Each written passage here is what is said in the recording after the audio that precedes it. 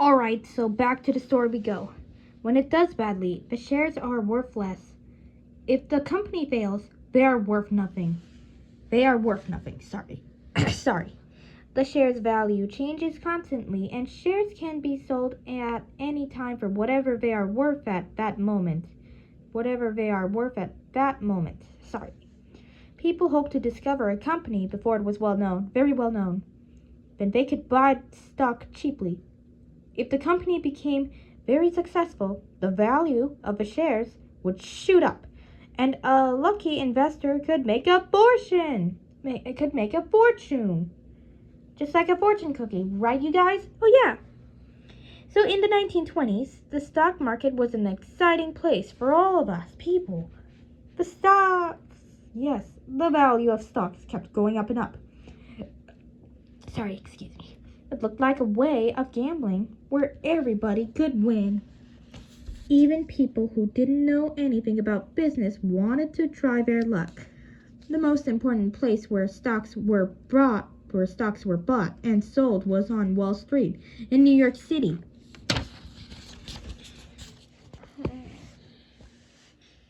Wall Street. Wall Street is in downtown Manhattan.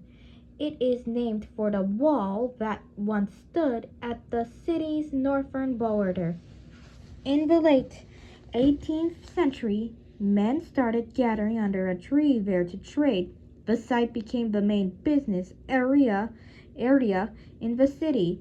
In 1903, the New York Stock Exchange was built on the spot. Wealthy men could buy a seat on the stock exchange. Only people with a seat were allowed to trade stock. When they traded for other people, they were called stockbrokers. Because so much business was done on Wall Street, people started using the name to refer to financial transactions anywhere in America. When small investors made money in the stock market, they usually bought more stocks, hoping to get even richer. This didn't seem like a risk because the value of so many stocks kept rising. Even people without money wanted to buy stocks. Even people without money wanted to buy stocks, so they borrowed money. By 1929, almost half of the money loaned by banks was used for buying stocks. And look, you guys, and look at what's here, written beneath my eyes. The New York Stock Exchange, right? So the government didn't try to control the stock market, but some economists thought that it should. They warned that things were getting out of hand. People were getting excited and paying more for stocks than they were really worth. Someday prices would fall, and many people would use a lot of money. But nobody wanted to listen. Stock prices became so high that they had nothing to do with reality. If people heard that a company was hot, they would snatch up stock without wondering if the company had anything worth selling. Then they would quickly sell it at a higher price. The next buyer would sell it for even more money, and so on. This out-of-control growth is called a bubble. Bubbles don't happen only with stocks, but one famous early bubble involved tulip bulbs in Holland in 1637. People got so excited about tulips that they would pay as much as the value of an entire house for one tulip bulb. Similar than a light bulb, if you ask me. Right, you guys? My chin's itchy. And what time is it? Oh, yes, it's 9:19. But I don't want to be late for my science quiz tomorrow. So as long as people are eager to buy, the price shoots up without any connection to its real value. The bubble gets bigger and bigger. The trouble with bubbles is they burst. Finally, the price gets so high that everyone starts to wonder if the item is really worth it. But those who manage to sell in time are okay. But those who don't are those who don't are left holding something that has but those who don't are lefting but those who don't are left holding something that has become worthless. It is like a game of hot potato.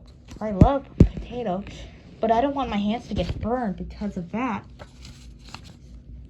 The Florida land bubble. In the 1920s, land developers described Florida as a paradise. Everyone wanted to buy land there. Florida lots became so hot that they were brought. Florida lots became so hot that some were brought. Florida lots became so hot that some were bought and were sold 10 times in a single day. Some buyers even bought land without seeing it first. Then a huge hurricane hit. Suddenly, no one wanted land in Florida anymore. People discovered that they owned lots in a swamp or even underwater. Your money was gone. Chapter 2. The Bubble Bursts. The stock market bubble of 1929 burst with a splat. October 24th, 1929 is known as Black Thursday. On that day, stock prices began to fall and kept falling. All at once, everyone wanted to sell their stocks. That made prices fall even further. Prices fell so fast that no one could keep any track of them. Oh no! Oh dear! Oh no! Oh dear! Oh, so anyways, where was Rosie? Where was I? Oh yes, there I am. So a frightened crowd gathered outside Wall Street, the center of the business world. Someone saw a construction worker on top of a tall building. They thought he was a ruined businessman about to kill himself. Soon, false rumors were spreading that hundreds of millionaires who had lost all their money were jumping to their deaths. No! No! The panic ended at noon. A group of important businessmen pooled their money. One of them walked into the stock exchange. In a loud, calm voice, he began buying stocks at high prices. This convinced people that stocks must be safe after all. For a few days, prices began rising again, and everyone relaxed. Oh, God. Oh, so hurts. But the crisis wasn't over. On Monday, prices began to fall even faster. By the morning of Tuesday, October 29th, panic had taken over completely. Now, no one ever heard the ringing of the bell that announced the opening of Wall Street stock trading. No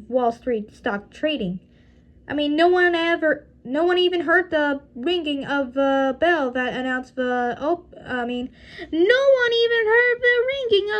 that announced the opening of Wall Street stock trading.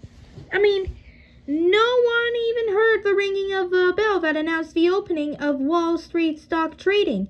It was drowned out by shouts of "Sell! Sell!" A guard on the floor described the crowd. They roared like a lot of lions and tigers. It was like a bunch of crazy men. More shares were sold on that day than ever before. Money was lost with every sale. Millions of dollars simply disappeared. Stock prices were sent by telegraph around the country on long strips of paper called ticker tape. The ticker could print 285 words a minute. That day 15,000 miles of tape were printed out, but it wasn't enough. The ticker machine fell 4 hours behind. This meant no one could even find out how much money they had lost. We'll have to stop there because we're going to start over this tomorrow after school. Gotta go. Good night. and I'll see you guys tomorrow. Bye.